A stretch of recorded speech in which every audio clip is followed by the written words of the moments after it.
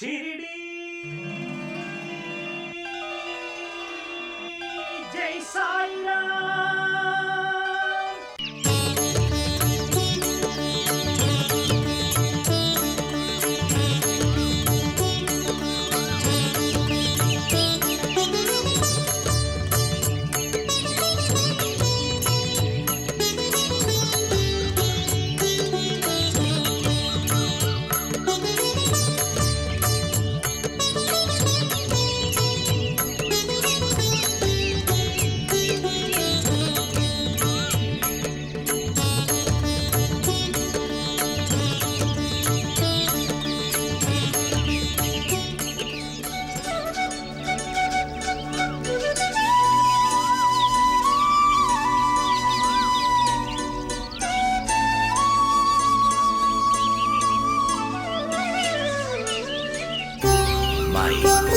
फकीर आया है। फकीर आ रही हूँ मैं।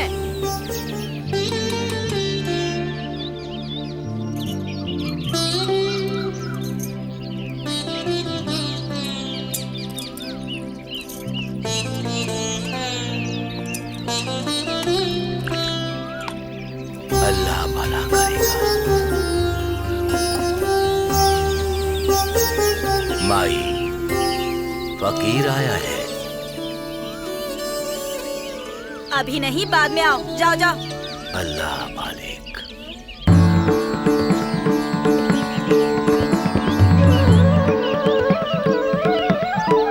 माई, फकीर आया है। रुकिए, अभी आ रही हूँ फकीर।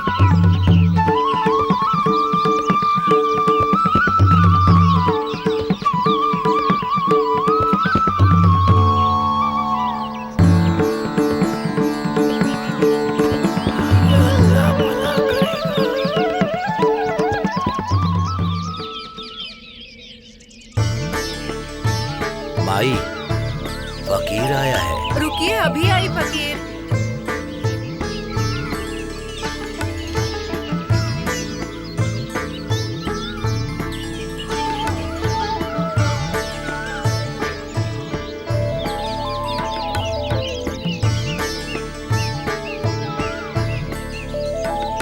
अल्लाह मालिक।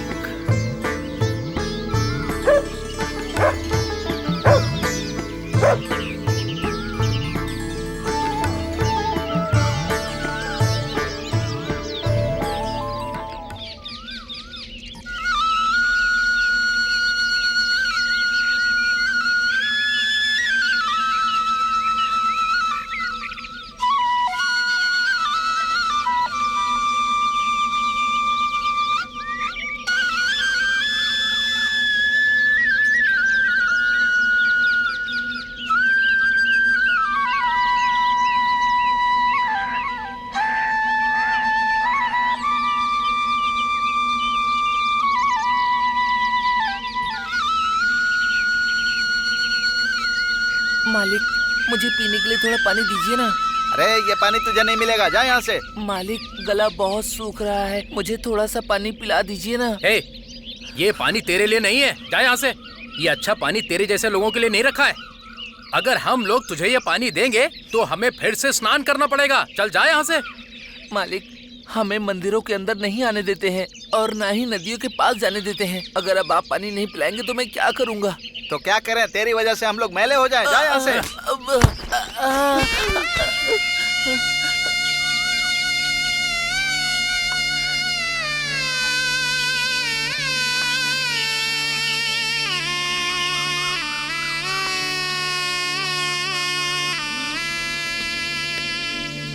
अरे चोरी करता है, मैं तेरी जान ले लूंगा।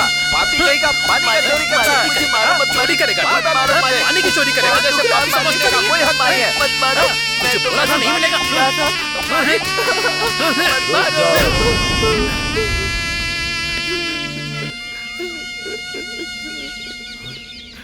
हिंसा दिखाना मानवता नहीं कहलाता। अपनी बातों से समझाना ही अच्छा मार्ग है। बातों से समझाओ, इसने कोई धर्म का काम नहीं किया है, पाप किया है। इसने क्या पाप इससे किया? ही पूछ लो। मालिक, मेरा गला बहुत ज्यादा सूख रहा था, इसलिए मैंने मटके से थोड़ा सा पानी पी लिया था और इसी वजह से इन लोगों ने मुझे बहुत मारा। सभी की प्यास बुझाने के लिए ही तो तुमने यहाँ पानी रखा है। पानी प्यास बुझाने के लिए ही है, परंतु इसके जैसे छोटे लोगों के लिए नहीं रखा है हमने। छोटे लोगों का अर्थ क्या है? नीच जाति वाले। अगर उन्होंने हमें स्पर्श किया तो उनका हाथ हमें लगता ही हम मैले हो जाते हैं। उन्होंने हमें छू लिया तो हमें नरक में जाना पड़ता है। इसीलिए हम उसे मार कर सजा दे रहे थे। भगवान की दृष्टि में सभी समान होते हैं।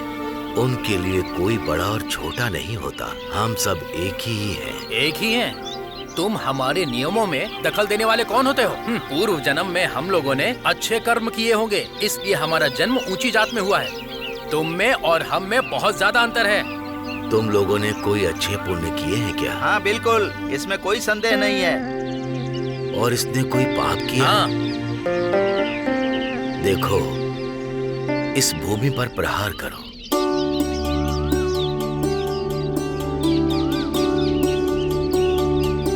अगर आपके अंदर सच में कोई पुण्य आत्मा होगी तो पवित्र माँ गंगा का पानी आपको अवश्य प्राप्त होगा। ये बंजर भूमि है, यहाँ पर एक बूंद पानी नहीं निकलेगा। इसीलिए तो बहुत दूर से पानी लाकर हम लोगों को पिलाते हैं। पानी के लिए हमें श्रम नहीं करना पड़ता।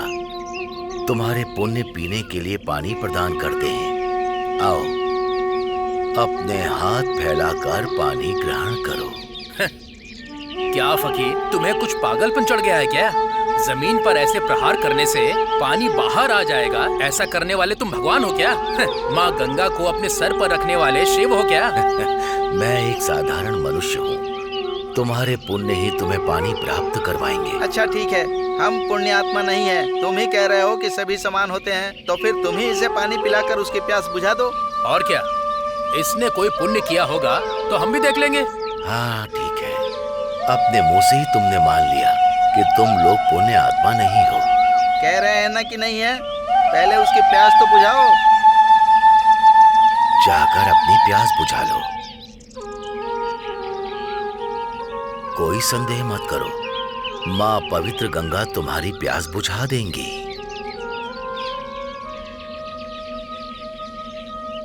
हाँ?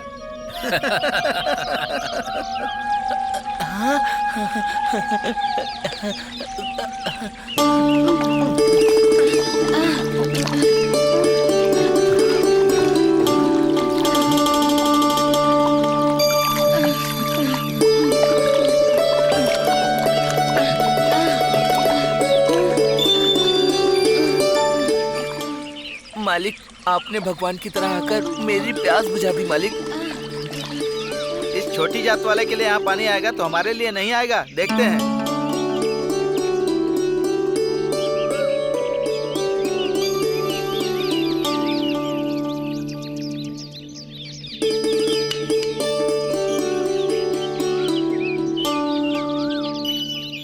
हमसे गलती हो गई, फकीर माफ बाबा कर हमें दीजिए। माफ कर दीजिए, हमसे गलती हो गई। अल्लाह मालिक। ऊंची नीची जात शरीर के लिए नहीं होती, वो सिर्फ अपने मन में ही होती है। सभी के मन के भेदभाव को हमें नष्ट करना चाहिए। प्रकृति को देखकर हमें कुछ सीखना चाहिए। पंचभूत सभी को समान रूप से ही प्रेम प्रदान कर रहे हैं। अगर वर्षा ये कहे कि मैं सिर्फ ऊंची जात वाले के घर पर बरसूंगी, नीचे जात वालों के घर नहीं। सूर्य भगवान भी ऊंची या नीची जात के लिए कोई भेदभाव नहीं दिखाते हैं। सभी को समान रूप से अपना प्रकाश देते हैं। वायु सभी मनुष्य जीवन को समान ही प्राप्त होती है। वो ऊंची जात नीची जात कुछ नहीं देखती, सभी को समान रूप में ही प्राप्त होती है।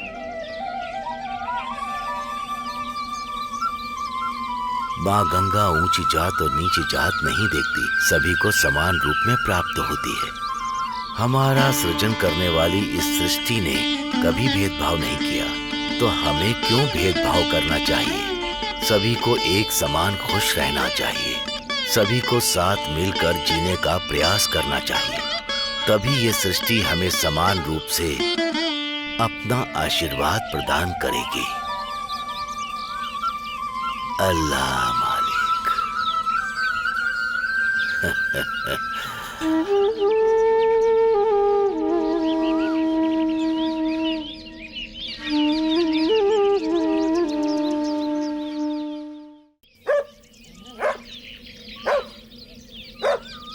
बस भी करो। उस फकीर की कोई बात मेरे सामने करने की जरूरत नहीं है। मैंने क्या कहा जो आप इतने क्रोधित हो रहे हैं? साईं बाबा के आशीर्वाद की वजह से देखिए हमारा बेटा पढ़ाई में थोड़ा मन लगा रहा है, बस यही तो कहा। तुम्हारा मतलब क्या है कि उस फकीर ने मेरे बेटे से कुछ कहा और इसी वजह से मेरा बेटा आज पढ़ाई कर रहा है क्या? वो फकीर अपने माया मंत्र से पूरे गाँव वासियों को फंसा रहा है, इसीलिए मैं चिंतित हूँ। और तुम कह रही हो कि वो आसमान से उतरे हुए कोई ईश्वर है। देखो, अगर फिर से उस फकीर की प्रशंसा मेरे सामने की ना तो इसी वक्त इस घर से बाहर निकाल दूंगा। इसलिए मुंह बंद रखो और अंदर जाओ। ये बताइए आपको उनसे इतना द्वेष क्यों है? कोई द्वेष नहीं है, पुरानी दुश्मनी है। चूहे बिल्ली की आपस में बनती है क्या? और बिल्ली की बनती ही नहीं है। आपने बोला कि आपस में बनती है क्या? वैसे ही उस फकीर और हमारे गुरुजी के बीच में नहीं जमती है। बस इतना ही। अगर चूहे बिल्ली से मेरी तुलना की ना तो तुम्हारे टुकड़े टुकड़े करके उन्हीं जानवरों को खिला दूंगा।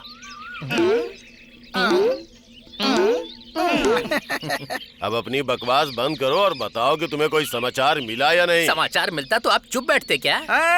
वो बाया जी भाई, वो फकीर कहाँ है? ऐसे ढूंढते हुए जाकर उसे रोटी खिलाकर उसका पेट भरती है हर दिन। वो फकीर उसका भाई है और वो उसकी बहन है। उन दोनों का जन्मों जन्मों का रिश्ता है कह रहे हैं। ओहो, तो क्या अब ये लोग रिश्ते भी बनाने लगे हैं? सिर्फ रिश्ते ही नहीं बना रहे हैं, सब लोग मिल भी रहे हैं। अगर आप यहाँ बैठकर समाचार सुनने लगे तो वो फकीर इस गांव के लिए भगवान बन जाएगा। और उसके बाद उस फकीर के पैरों में बैठकर उसके पैर दबाने पड़ेंगे। हमारा कर्तव्य हमने पूरा कर दिया है, अच्छे शिष्य बन गए हैं। अब आगे आपकी इच्छा। तुम्हें क्या लगता है कि वो ईश्वर बनेगा तो मैं चुपचाप हाथ पे हाथ धर के बैठ के देखता रहूंगा? अगर मैं अपने मन से मंत्र फूंक दूं तो यहाँ का पानी पीना तो छोड़ो, 3 गांव दूर जाके रुकेगा। देखते जाओ उसे कैसे मैं मार के इस गांव से भगाता हूँ, तुम खुद ही देख लेना। आपके जैसा महान आत्मा योगी सिद्ध पुरुष को इस जमाने में देख पाना हमारे लिए गर्व की बात है। सच में हमने कोई पुण्य ही किया होगा। मनुष्यों से दूर जंगलों में मौन धारण करते हुए तपस्या करने वाले कई सारे ऋषि मुनि होते हैं, ऐसा मैंने सुना है। परंतु ऐसे सभी मनुष्यों के जीवन में आकर सभी गाँव वासियों का मार्गदर्शन करते हुए और उन्हें चैतन्य करते हुए, अपने आप के गुण और आपकी विद्या दिखाते हुए, यहाँ तक कि सभी को आदर्श जीवन व्यतीत कराते हुए, सभी भक्तों के जीवन को आध्यात्मिक रूप से जोड़ने वाले आप कोई मामूली फकीर नहीं हैं। सच में आप कोई दिव्य समान हैं और इसमें कोई भी संदेह नहीं है।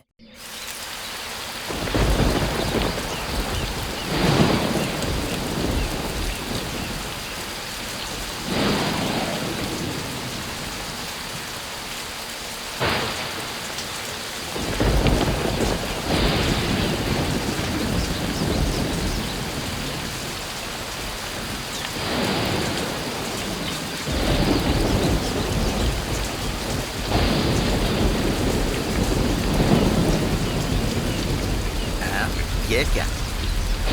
ये बारिश भी ना रोज रोज बढ़ते ही जा रही है। मैं देख कर आता हूँ साईं बाबा कहाँ पर बैठे हुए हैं। कितनी तेज बारिश में साईं बाबा कहाँ होंगे पता नहीं।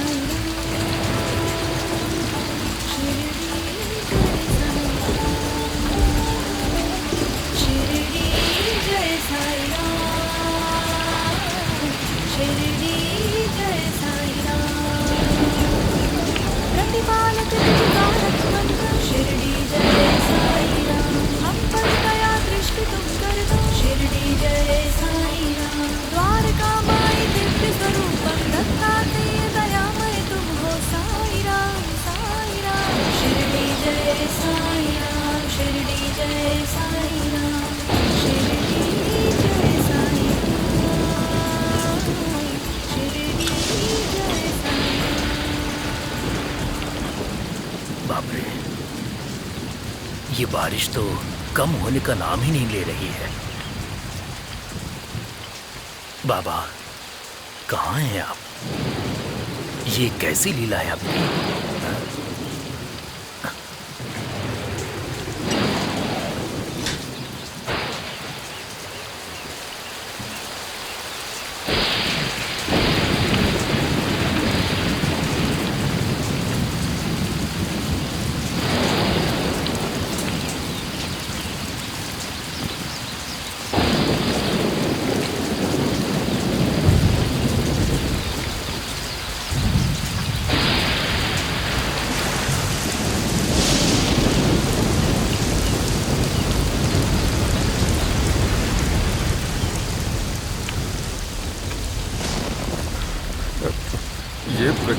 परीक्षा है।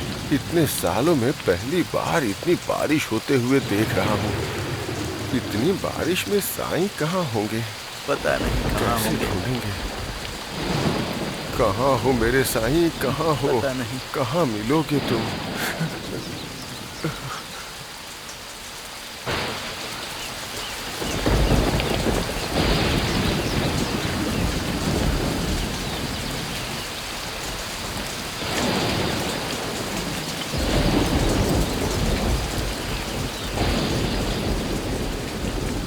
इतनी मुसलधार बारिश है कि किसी का चेहरा नहीं दिख रहा है।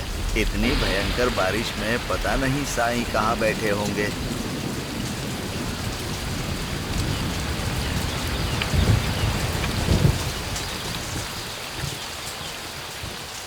इतनी बारिश में कहाँ होंगे साईं?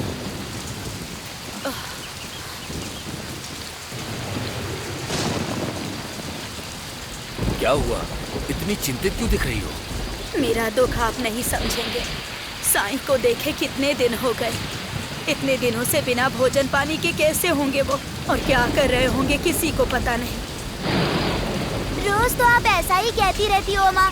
वर्षा कम हो ही नहीं रही है और हम मामा को भी देख नहीं पा रहे हैं। अब आप मुझे कुछ भी कहो, मैं नहीं सुनूंगा। मामा कहीं भी होंगे, मैं उन्हें घर लेकर आऊंगा। तात्या, रुको, मैं भी तुम्हारे साथ आती हूँ।